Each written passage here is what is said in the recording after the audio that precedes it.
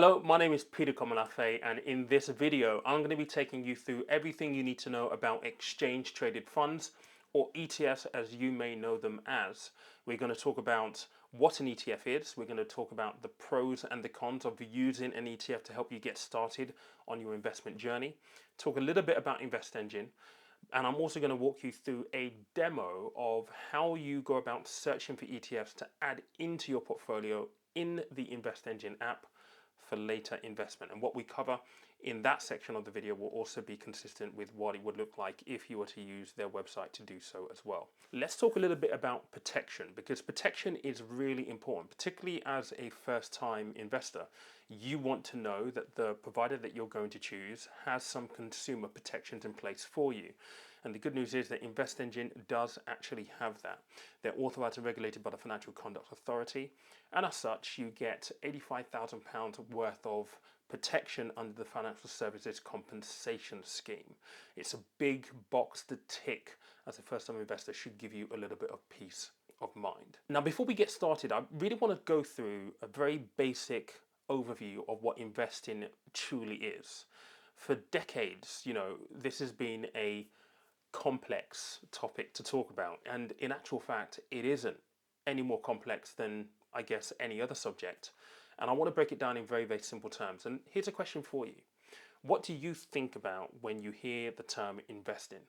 Do you think about putting money into companies where you become a part owner, a shareholder, and therefore benefiting from the profits, the growth of that business? If that's what you're thinking, well, you're absolutely correct. Investing is as simple as that, and it needn't be any more complex than that. And the way I would like to kind of convey this to you is, think about the world that we live in. Think about the things that we need as a society, as a human species, to survive. Some of our core needs are food, energy, shelter. Those are our core needs.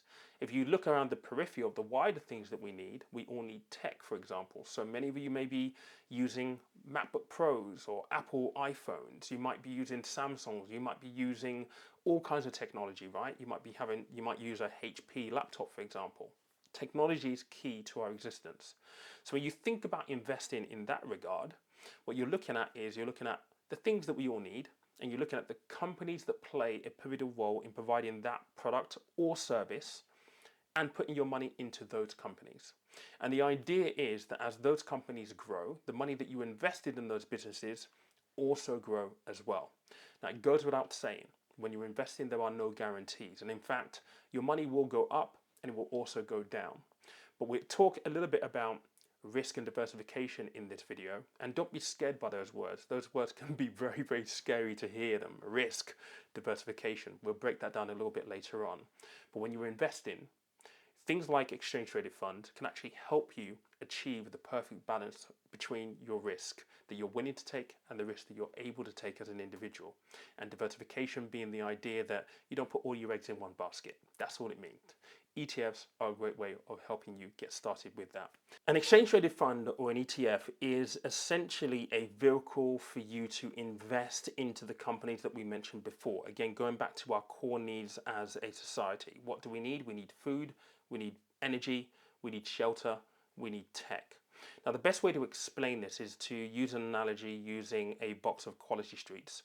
When you buy a box of Quality Streets, within that box you get an assortment of chocolates.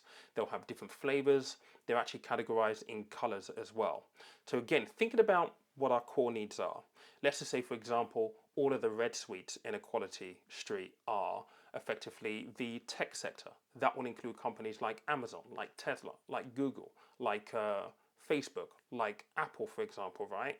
If all of the green sweets in a box of Quality Streets were our food providers, so the likes of Tesco's or maybe even Sainsbury's, what you're able to see is that within a box of Quality Streets, all of the companies that are core to our needs as individuals, as a species, are included. And therefore, when you're investing money into or buying a box of Quality Streets, you're getting a really nice mix of all of those companies that help us survive as a species. That's essentially what an ETF is. An ETF is a way for you to be able to invest in a way that has a broad overview of the good companies that are required, that keep the world going, that potentially give you the best chance of success as an investor. So why might you want to use exchange traded funds or ETFs as a beginner investor to get you started? Well, one of the first reasons is low cost. And as a beginner, I can't even overstate how important cost is at the beginning of your journey. You're likely investing in very small amounts, and so the return that you get is going to be eroded by the cost that you pay to invest. So keeping your costs down is of material benefit to you. Now let's just say for the first year you invest £1,000 and your return is 4%. If the cost of you investing is 1%, you're going to have to deduct that 1% from the 4% return, meaning that your real return for the year is 3%. Whereas if you're able to keep your cost lower than 1%, you clearly get to keep more of the return that you generate. And with ETFs, they have for a very, very long time and continue to be one of the lowest cost vehicles for you to start investing. Another reason why you might want to use an ETF to get you started on your investment journey is because ETFs offer a very simple way for you to get started. Now, I've seen a lot of first-time investors become obsessed with this idea that they want to own particular companies and they want to pick the best companies. The tech sector is a prime example of that. They want to take ownership in companies like Tesla, and they're adamant that they want to be able to pick those specific companies. And oftentimes that means you've got to take on board a lot of information, and sometimes too much information can mean that you don't actually know what to do at the end of the day. It's called paralysis analysis, and it's very, very common. With ETFs, going back to the Quality Street analogy, you're getting all of the best companies bundled up for you, and your money is going into those companies as well. So it's a really great advantage. Another advantage that is tied onto that is the fact that you get to diversify your risk. You're not putting your money into just a small number of companies. Your money is going to be invested into maybe 100, 200 companies, helping you make sure that you've got more eggs in your basket and therefore reducing your risk. So what are some of the reasons why you wouldn't want to use an ETF as a first-time investor? And I think this is really important a question to answer, because oftentimes when you watch investment content, people will tell you or make it out to be as though it is all plain sailing and it's all a bed of roses. And the reality is that it isn't. So the first reason why you might not want to use an ETF is that you're still going to carry some kind of risk in your investment. And this is true for any vehicle that you use, not just ETFs. You still have a risk. The truth is that when you invest money, your capital is at risk. There is a possibility that you could get back less than you put in. And so with that being true with ETFs, it is still very important to remember the concept that we spoke about a little bit earlier on around diversification. Diversification being the fact that you're not putting all of your eggs in one basket. You're able to diversify with an ETF, but it doesn't mitigate the risk overall that you're going to face. Another reason is fees. Now, ETFs aren't free. You're going to have to pay a fee for them. However, like we've already established, ETFs have been one of the lowest vehicles for you to invest for a very, very long time and should continue to be a low-cost investment vehicle. Again, at InvestEngine, there is commission-free access to ETFs, which is actually quite unique. A lot of providers will charge you a commission to be able to access ETFs with them. The third one is lack of control. We spoke about box of Quality Streets and the fact that in the tech sector, you may be really drawn to the likes of Tesla, for example, and you want to have ownership stake in Tesla. With an ETF, because it is a collection of companies within the box of Quality Streets that you buy, you don't get any control over how much of your money goes into Tesla. You will get exposure or investment in Tesla, but you're not going to be able to say, I want 50% of my money invested in Tesla. And so whilst you may lack a little bit of control, remember the key here is diversification. Putting all your eggs in one basket, you're going to get a good collection of companies invested in on your behalf by the people who put the ETFs together, who are all professionals. So those are 3 reasons why you may not necessarily want to use an ETF, but you may be asking, well, how many ETFs are there available on InvestEngine for me to access? Now, the answer to that is there are over 550 ETFs that you can access at this point in time. You can access all of them commission free, and all of them will have varying cost. At this juncture, I think it's really important to talk a little bit about InvestEngine and maybe some of the unique selling points of their proposition. For me, one of the biggest ones is the fact that there are two ways in which you can invest here at InvestEngine. So you have the DIY approach, which is you selecting all of the ETFs, and you effectively have to manage it. So you're the one who will be checking it either every 6 months, every month if you want to, or at least once a year. You'll may be making all the decisions in terms of reviewing whether it's performed to your expectation or not. That can be a little bit of, it can be hard work sometimes, and you kind of need to know what you're doing, but you do have the DIY option available to you. And obviously, DIY option is going to be far, far cheaper than the second, which I'm going to talk about now, which is the managed portfolio. So this is where you select the ETF or your vehicle of investment, and professionals at InvestEngine will manage it for you. They'll look after all of that work for you. So you don't have to worry about checking it, tracking performance, or doing any of that. You've got a team behind you that can do that.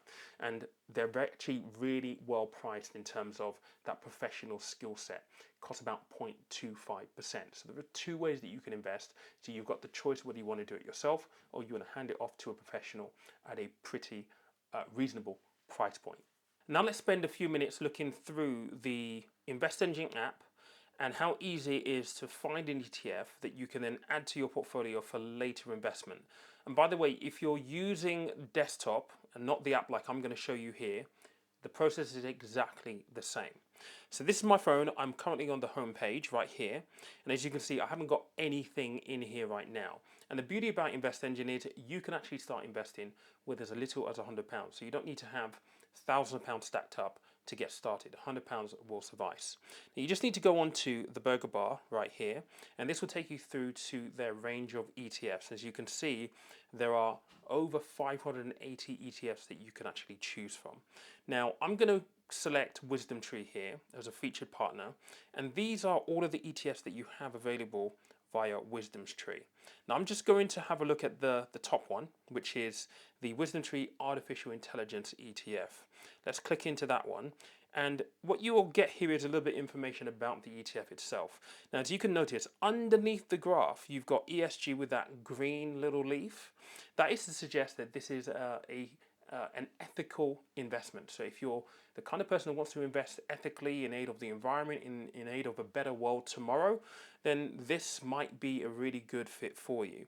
You'll also notice next to it, there's something called TER. TER stands for Total Expense Ratio, which is how much the cost of this ETF is. This is how much you'll pay for it. In this instance, it's 0.4%. Now, the great thing about InvestEngine is you can easily see all of the companies that this ETF is invested in. So if you click here, show all 66, you can scroll all of these companies. Now, admittedly, some of these companies may be a little obscure. I mean, if I look at this list right here, I recognize Nvidia. I recognize, what other one do I recognize? I also recognize BlackBerry. But for a little bit of a, maybe a more popular group of companies that you will recognize, let's just come back out of here, and I'm just going to search the S&P 500. Now, the S&P 500 are essentially the largest companies in the world, the largest 500 companies in the world. If I choose this iShares S&P 500 ETF, and we go down and have a look at all of the companies that this ETF is invested in, 503 of them, these are all household names. So Microsoft, Apple, Amazon, Meta, Alphabet is Google essentially. You've got Tesla in here, you've got Visa, Johnson & Johnson, Procter & Gamble, a whole host of very well-known household names. Now, worthwhile pointing out, if you just go up slightly here, and again underneath the graph, you'll notice the TER for this particular ETF is actually 0.07%. So that's the total expense ratio, the total amount you'll pay to actually invest in this ETF specifically. Now, if this one tickled your fancy and you wanted to invest in it, all you would do is you would add to portfolio, create a new portfolio, and there you go. What you would then need to do is effectively credit your account and the money will be invested for you. You'll be invested in the S&P 500, and you'll be on the road to creating future wealth in the future. It's very, very straightforward, really, really easy to select. So we covered quite a lot in this video, and to finish this off, I just want to leave you with one thought. And that thought speaks to the fact that investing really is a journey, and it's important to keep a level headed. It can be hard sometimes, but it's very, very important. And to illustrate this, I just want to share an analogy with you. If you're on a 100-mile journey, if you hit a pothole in the first mile or two, and your car is perfectly capable of carrying on the journey, you wouldn't stop, turn around, and just give up.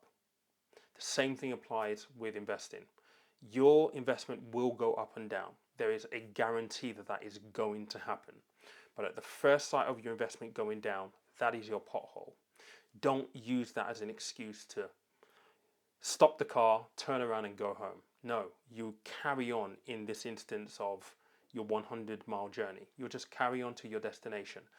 Please bear in mind your destination and the fact that you're doing this for a reason.